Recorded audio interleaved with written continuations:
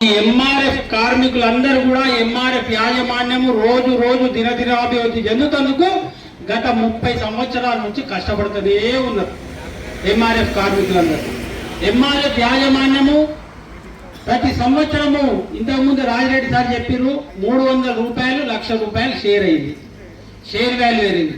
ఎవరి పుణ్యమైంది అంటే మొత్తం ఎంఆర్ఎఫ్ కార్మికులు చేస్తేనే ఆ షేర్ వాల్యూ అనేది లక్షల కోట్లకు అధిపతి. ఎవరైనా యాజమాన్యం అయింది. యాజమాన్యం లక్షల కోట్ల రూపాయలకు అధిపతి అయితే పోరాడుతున్నది ఏంటంటే పొట్టెడు బుక్క కోసము మాకు రావాల్సిన ఈ రోజటి ఏదైతే చండీగఢ్ గవర్నర్ ఉన్నాడో బండారు దత్తాత్రేయ గారు ఆ రోజటి కార్మిక శాఖ మంత్రి 1965 నుంచి 2017 వరకు ఒక్క కార్మికుడి కోసం కూడా ఆలోచించినటువంటి ప్రభుత్వాలు ఉంటే మా యాదవ ముద్దు బిడ్డ బండారు దత్తాత్రేయ గారు ఏం చేసిండంటే 2015లో ఒక యాక్ట్ తీసుకొచ్చిండు. Amendment act, bonus amendment act. దాంట్లో ఒకటి పెట్టిండు. మినిమం వేజ్ అంతకుముందు 3,500 మీద ఉంటే 7,000 రూపాయల నుంచి అత్యధిక వేతనం కార్మిక యాజమాన్యంలో వస్తున్నటువంటి కార్మికులకు ఏదైతే అత్యధిక వేతనం కంపెనీ లాభాలు ఉన్నప్పుడు అత్యధిక వేతనం మీద బోనస్ చెల్లించాలని ఈ రోజు పోరాడుతుంది బిఎంఎస్ఎం. కొత్త పోరాడుతలే. ఆ రోజటి పార్లమెంట్ లో సాధించినటువంటి పార్లమెంట్ లో పెట్టినటువంటి చట్ట ప్రకారం రావాల్సింది కులాలకు మతాలకు అతీతంగా. అరే బిఎంఎస్ ఇది ఇంకో సిఐటి కావచ్చు, కేపీఎస్ కావచ్చు, ఇంకా ఏ యూనియన్లు కావచ్చు, యూనియన్లంతా 3 ఉన్నా 4 ఉన్నా కార్మికులంతా ఒక్కటే. ఇది అందరి కార్మికులకు సంబంధించింది. ఏ యూనియన్ కో కిరీటాలు రావు. ఇలా బిఎంఎస్ గెలిస్తే కిరీటం పెరిగేది లేదు, బిఎంఎస్ ఓడితే కిరీటం పెరగలేదు.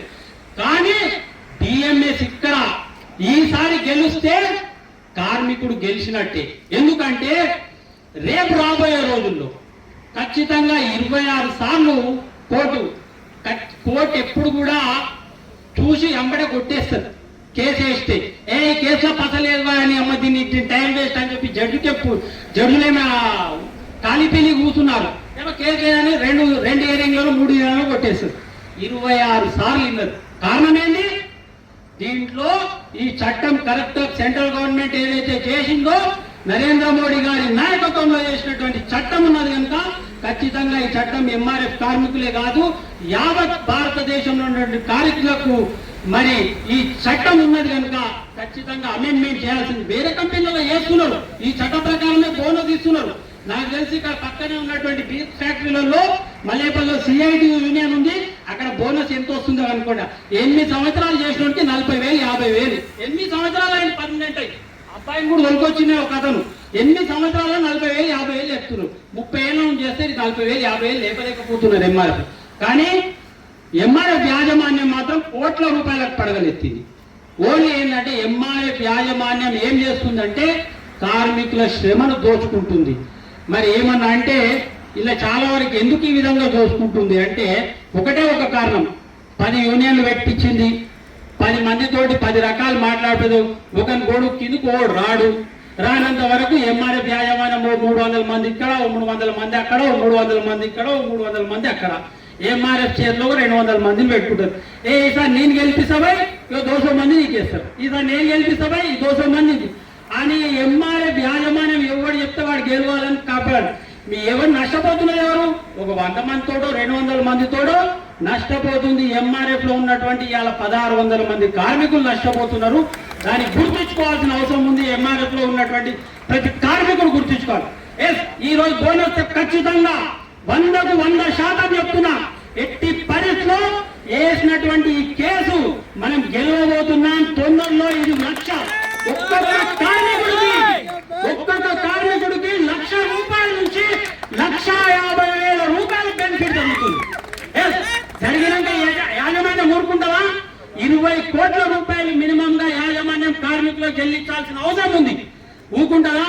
మా అడ్వకేట్లు పెడుతుంది. గంట కూడా 5 లక్షలు తీసుకుంటాను పెడుతుంది. ఎందుకంటే 20 కోట్లు ఇవ్వడానికి మనసు ఒప్పదు యాజమాన్యానికి.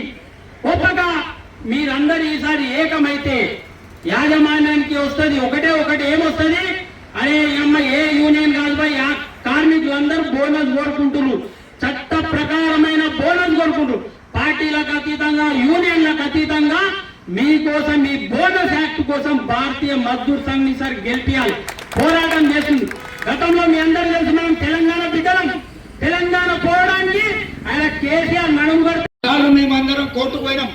ఒకటంటే నేను ఇయ్యాను అంటలే, ఇప్పటి కూడా ఈ రోజు వరకు కూడా మేము బోనస్ ఇవ్వము, రాదు అని ఎవరు అంటలే, మేనేజ్మెంట్ అంటలే, ఏ పార్టీ కూడా అంటలే.